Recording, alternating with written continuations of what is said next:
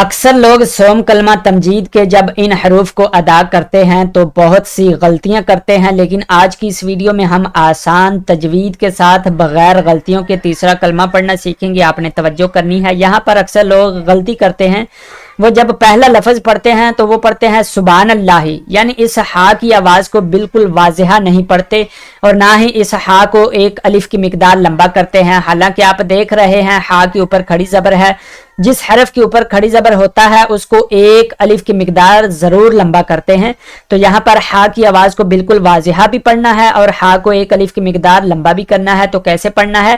سبحان اللہ، یہاں پر بھی لام ہے، لام کے اوپر کھڑی زبر ہے تو ہم نے لام کو ایک الف کی مقدار اس لیے لمبا کیا ہے۔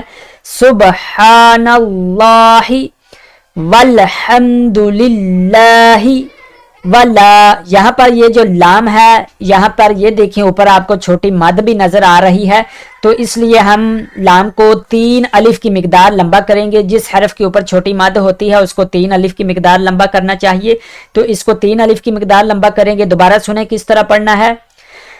سبحان اللہ والحمد للہ ولا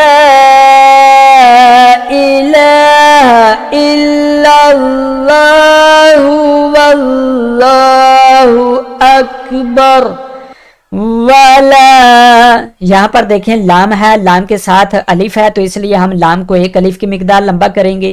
یہاں پر ہا ہے، ہا کے ساتھ واو ہے، واو کے اوپر جزم ہے تو ہم اس لیے ہا کو بھی ایک الف کی مقدار لمبا کرتے ہیں۔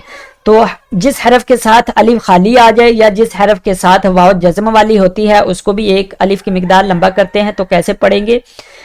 ولا حول ولا قوت الا باللہ، یہاں پر آپ نے پوری توجہ کے ساتھ لفظ کو ادا کرنا ہے، کیونکہ اکثر لوگ جب یہ آخری جو لفظ ہیں کلمہ تمجید کے تو ان کو غلط ادا کرتے ہیں، وہ پڑھتے ہیں الا باللہ العلی العظیم، تو علی یل نہیں ہے، یہاں پہ دیکھیں یا کے نیچے زیر ہے نہ کہ اوپر پیش ہے، تو اس کو علی یل پڑھنا ہے، یل نہیں پڑھنا۔ تو صحیح طرح کیسے پڑھیں گے؟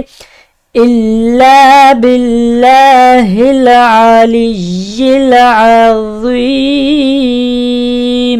دوبارہ پھر سنیں، الا باللہ العلی العظیم۔ ابھی ہمیں ایک مرتبہ اس کو دوبارہ سنیں گے، آپ نے پوری توجہ کے ساتھ اس ویڈیو کو دیکھنا ہے۔ یہاں پر دیکھیں سبحان اللہ والحمد للہ ولا الہ الا اللہ واللہ اکبر ولا حول ولا قوة الا باللہ